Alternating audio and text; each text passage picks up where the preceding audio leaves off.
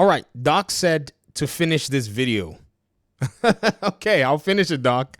I already watched the video. And I talked about the first 2 minutes in my other video where we're looking at how a lot of people perceive the whole Xbox strategy, whether it be Trojan horse, whether it be, flood the whatever, open the dam or release the Kraken, whatever framing is actually going on with this. Doc's argument is that it's a coping mechanism for those who are the Xbox fans.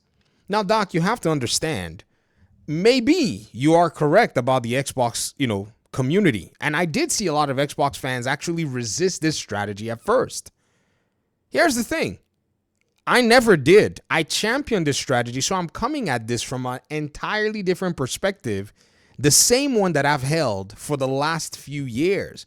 That Xbox, since they announced that they were taking Hi-Fi Rush to PlayStation and Pentiment and all these other games, I was like, good job, Xbox, do it. In fact, right now, I answered a question from someone and they are busy spamming me with comments of me being an Xbot or a PC refugee or whatever it is. And do you know what I'm doing? I'm trying to wear them out. I'm just asking them question after question after question. If you notice, all my statements are ending with question marks because what I want to do is I want to unnerve their craziness, right? And I want to see what's beneath everything. So again, when I'm engaging in a conversation, I think sometimes I can get, categorized with everybody on one side, but no, sorry. I never had or never did I care for Xbox until they started to provide value, which was Game Pass and Game Pass on PC. In fact, I had Game Pass before I bought myself an Xbox Series X console.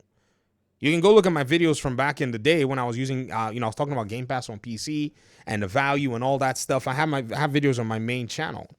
So when I look at Xbox's strategy, I'm looking from outside where for me, there was no list war or there was nothing where, are these games coming here and there?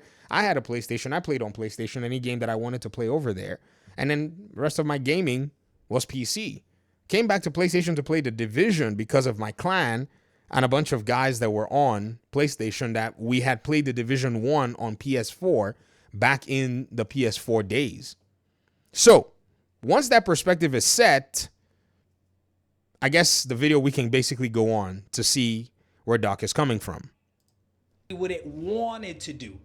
If you believe that in the beginning of this generation, this was Xbox plan all along, and you turn on a camera the same way that I do, and you weren't projecting this, you weren't saying this, that, hey, this is the plan and all this other stuff, this is what they want to do since the beginning, then you, my friend, are a liar and a fraud. Yeah, you can call the people who may be jumping on the bandwagon, and saying that, oh, this is great. You can call them out. By all means, I'd like for somebody within the Xbox community to call them out and say that if you know who they are. However, I just kind of always smiled and said, the reason a lot of folk don't necessarily or did not necessarily understand Xbox's, moves at the time was, number one, many of them did not know about Xbox or pay attention to Xbox's moves on PC and Steam. If they did, they would have immediately seen it once they put Hi-Fi Rush and Pentiment and all of the others on PlayStation. That's number one.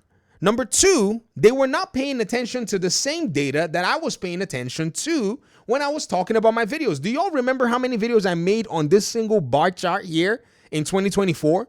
Look at this. This one line of graphs got me so many views when I kept following it every week in, week out, saying, oh, we got, now we have 9,000 views, 9,000 games launched on Steam, 10,000, 11,000, 15, 17, 16, 17, 18,000 games launched on Steam in 2024. Many of them were not looking at the market saturation that would have pushed everybody to start making their games accessible, right? Then I was already looking every single week almost at Matt Piscatella's data set. When Matt Piscatella, man, his name is, I'm stumbling over my words.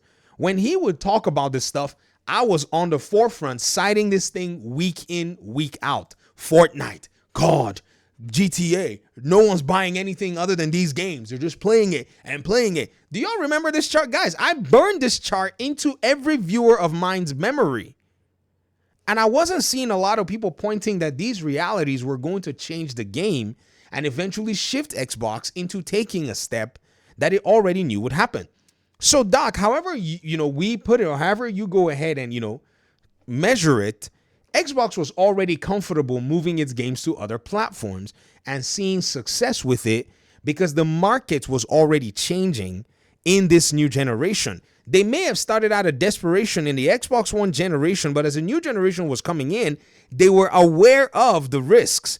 Even though they held on to exclusivity away from PlayStation, they were always aware of the possibility. Do you know why? They also tasted that PlayStation money as well. When they acquired Minecraft, they tasted and said, wow, this is good money. So even if they're doing it out of necessity or sheer brilliance, like I said in my previous video, they have experience doing it. Now, did they want to do it at first? Is this what they've always wanted to do? You are correct. I don't think so. But have they done something like this before? Of course they have. How comfortable are they with it? Very comfortable. How much experience do they have on it? A lot of experience. How much benefit have they received from it? A lot of benefits. Let's keep listening though. Because that means that you knew what the actual strategy was, just you didn't say anything about it. No. It's okay to admit, like, hey, I didn't see Xbox going this direction, but now that they're going this direction, okay, it makes sense. But don't make it seem like this is a great smart move by Xbox. No, this is a desperation move. Xbox needs all the PlayStation gamers. That's why they're putting their games over there. Nothing wrong with that. Xbox is now 4 publishers in one. That's what they are now. You see, Xbox went from one to, a Hydra. A Hydra is like and it's a terrible, it's a terrible, analogy, but just forgive me. A Hydra is a multi-headed beast, right? Xbox went from 1 to 4 in the sense that it acquired, if you go on Xbox Game Studios and look at their little chart, even though they've integrated, Bethesda and their studios into their whatever, but this used to be what you saw when you went to Xbox Game Studios. You only saw this particular list. You didn't see anything else, right? This is all you saw. Now, scroll down a little bit. They've absorbed Bethesda into their coffers. And this is now Beast Head number 2. Obviously, Beast Head number 2 is what's been causing a lot of problems. I mean, this is just one run of Bethesda in a year. That's just Beast Head number 2. At the end of the year, as the next Call of Duty game comes out, Beast Head number 3 is going to show up, which is Activision. Then at some point, maybe in the next year or two, Blizzard, which is Beast Head number 3 or 4, is going to then show up again and bring maybe a Diablo game or some game from their coffers. And this is not even counting King. So how are they going to basically maintain and sustain such games which have already been profitable and sustainable based on the PlayStation gamers that they already had if they went exclusive? Doesn't make any sense, if you get what I mean. Now, maybe a game here, a game there, Starfield here, Starfield there, Redfall here, Redfall, some games here and there. But watch, I think they should port Redfall to PlayStation just as a gag. It is what it is. Multiplat's the way to go when you're a strong publisher. There's no sense in being, exclusive in any way. Now, as it turns out, the move is correct. You could do a move out of necessity and still be correct, and that's exactly what Xbox is doing. And yeah, I agreed. And I should have played this part of Doc. I should have played this part of the video in that other video yesterday. That's where the PlayStation fan base looks weird too, because it's like, wait a minute. You don't see that by Xbox succeeding on the PlayStation platform, it doesn't hurt Sony. It hurts the PlayStation gamer.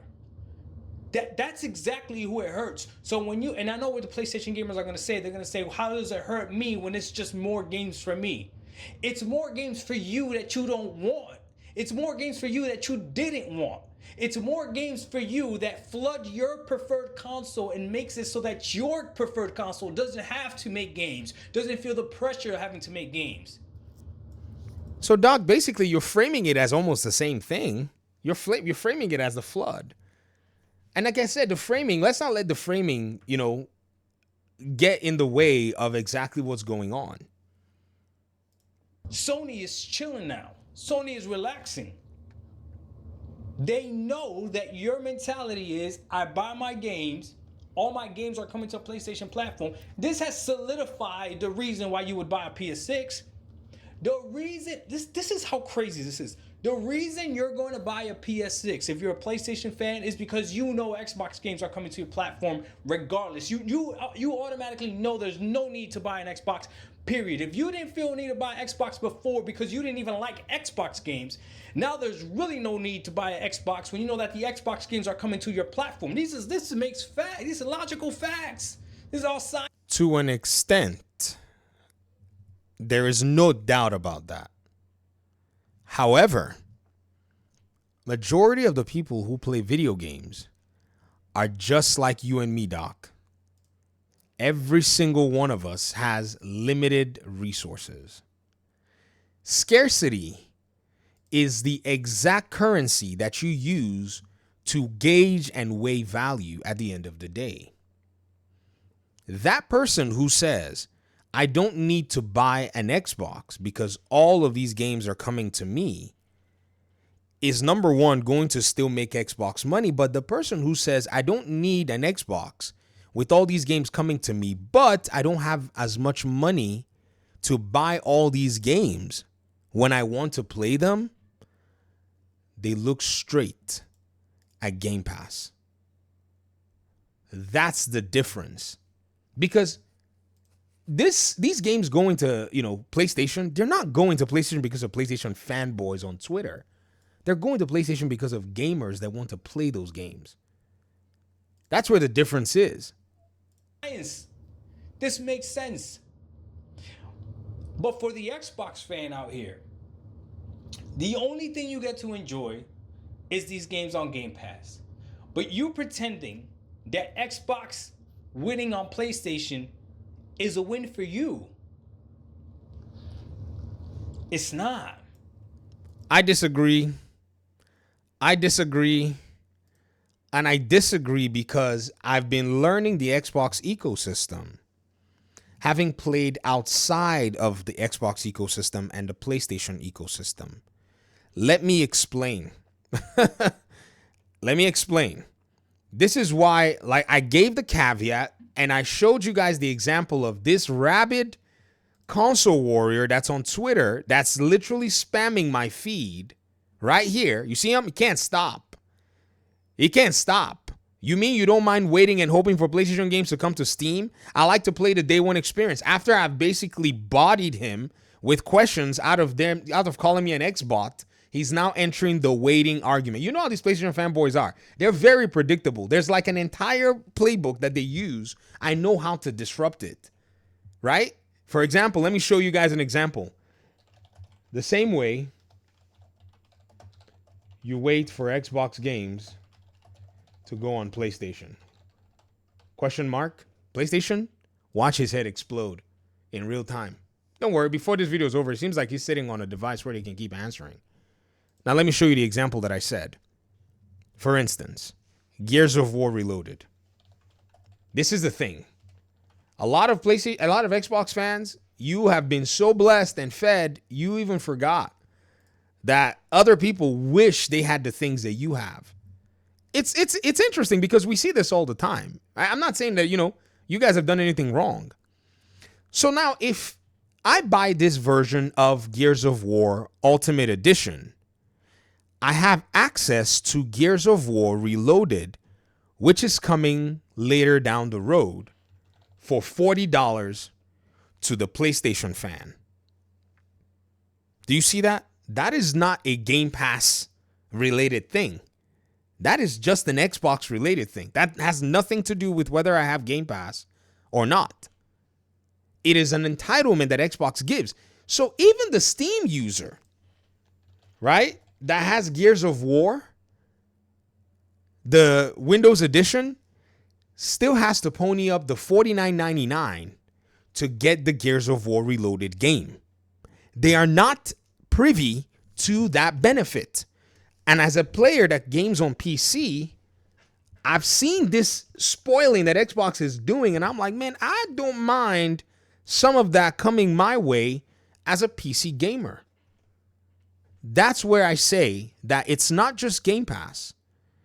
There's actually more than meets the eye. Let's keep listening. It's not a win for you. You better hope Xbox does keep subsidizing that money and putting it into Game Pass, and Game Pass doesn't get too crazy up in price and stuff like that. You better hope. You better hope. But the next console sounds like it might just be a PC with an Xbox wrap on it. Even if Game Pass gets expensive where you don't want to pay for it anymore. Like today, I paid for my last month of Game Pass Ultimate. I should have switched. I don't know. I wasn't paying attention. I'd bought the 3-month cards and stacked it up to 6 months. And then it was like, oh, I got to pay for the month of June. I switched it to PC Game Pass. I'm not using the console. I bought it as a development kit. It needs to be that, right? And I switched to Game Pass PC. If Game Pass gets more expensive than Game Pass PC, that's my threshold. Where Game Pass PC is right now is my threshold. Even $15 for Game Pass PC, I'm not really interested in paying it consistently unless there's a game I want to pay and then I'm going to sub and dump. That's what I'm going to be doing then at that point, right? Even if that actually gets to the point where I can't even afford it, the simple fact, ladies and gentlemen, that these entitlements exist for people who are in the Xbox ecosystem will still make me look at Xbox and say, yo, I have these entitlements that are actually here with Xbox, where if they update or upgrade a game or do something really cool, in some instances, not every instance, like Oblivion Remake Remastered, they didn't give you the Oblivion game for free, right? They didn't give you the new one for free, if you get what I mean. But if they do something like this within their ecosystem, there are benefits to me. It's almost a no-brainer that I would buy an Xbox copy of a game on the PC side. That's just basically what I'm trying to say. You feel me? Which, listen to me. We gotta speak. We gotta be honest. If that's what you want, go get a PC right now. I'm already on PC. So if the next Xbox console is a PC with an Xbox wrap around it, all I'm looking at is what is the better PC? Is this PC essentially going to be better than my PC? That's what I'm gonna look. And if it is, then okay, then that price might matter. Doc, I've argued this before that the Xbox and the PlayStation are basically PCs. In fact, have you guys seen the video that was done by Oz Talk Show? Let me show you this video. There's a YouTuber called Oz Talk Show. He used Oz Talk Show Xbox Series S he used Xbox Series S as a PC. He did an experiment. I used the Xbox Series S as a $200 gaming PC. It actually did like 70 to 80% of the things he wanted it to do because it is a PC. To scale down PC. Y'all got to watch the video. I mean, you know, I thought it was a very interesting video at the end of the day. He played his PC games. He could play some games with mouse and keyboard. He could do some stuff on there. Not everything, because Xbox, they goofed and did not make their game have, you know, their Windows system have good compatibility with PC. Now they want to go ahead and correct that mistake because that was a mistake. It's a PC, Doc. Just saying. Now all they need to do is if they're going to go get a PC, they're just going to get a better one. That's what they're going to be doing. Purchase might matter. But if it doesn't, then well, you could go ahead and get a PC right now.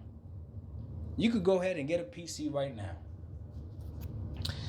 I don't know, man. The whole Trojan horse thing, though, that angle, I feel bad that I fell for it too. But you know what? I'm human. And I can turn on the camera and tell you when I think things through and I look at things and things look differently now.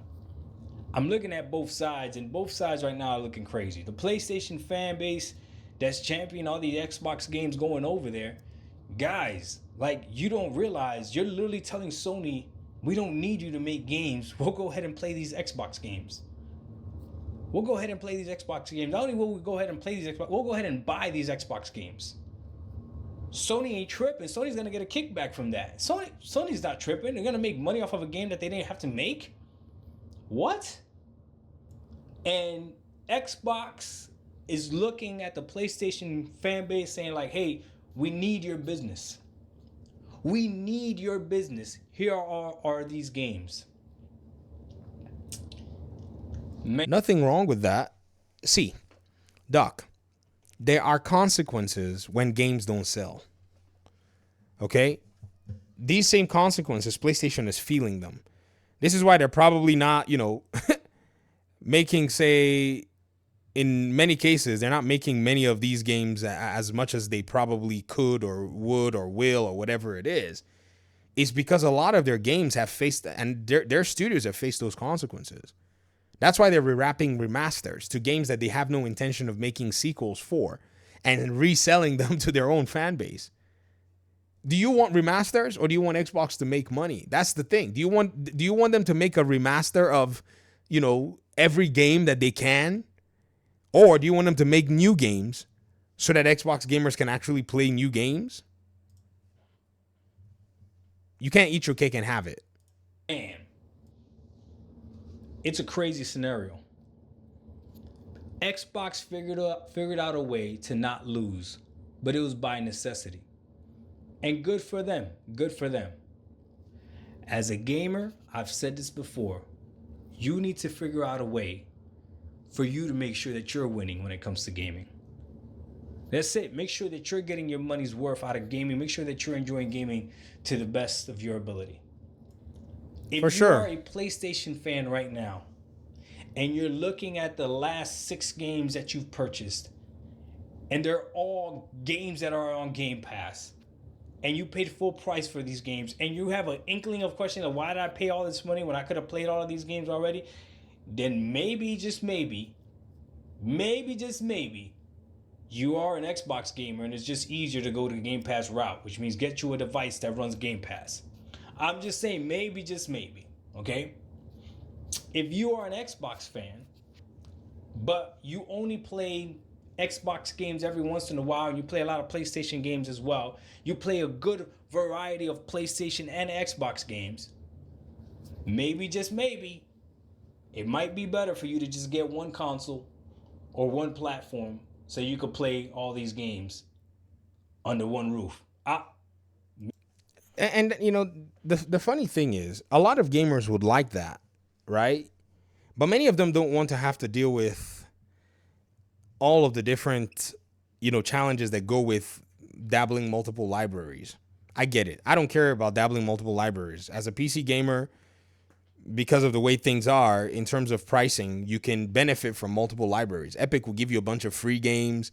We see some games I see some games going to Game Pass, and Epic Games has already given them away for free months or even years ago in terms of old games. That's money I don't have to spend. Like, you know what I mean? Like, I have a game library where I don't even have to subscribe to Game Pass for at least 2 years if I really wanted to go at those games and beat them. And that's on Epic Games, right? So I'm not going to sit there and say, oh, because I don't like the library and blah, blah, blah, I'm not going to take free games. Like, what? What's the deal? I played a game and I'm done. So I think it's up to the individual in these cases. Maybe, just maybe. Or if you're just an Xbox fan that plays most of these games on Game Pass, and you don't really want to buy any of these games, or you don't really play any PlayStation games, then there's no point in having a PlayStation right now, because the next game they're going to release is Ghost of Yotei. And then after that is what? You're going to be playing, you're going to turn on your PlayStation once every 6 months or something like that. That's what I've been saying. All of this exclusivity thing is basically creating dust collection for a lot of consoles. Somebody buys a console to play one game, and then after how many, after playing the game, what else are they going to play?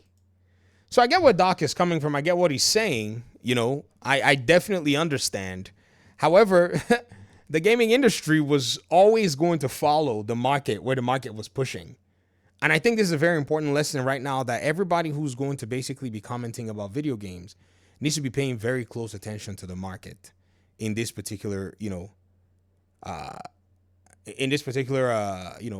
time that we're in. You feel me? All right. I watched the video to almost the end, Doc. Did I miss something? Talk to me in the comment section. Thanks for watching. Peace out.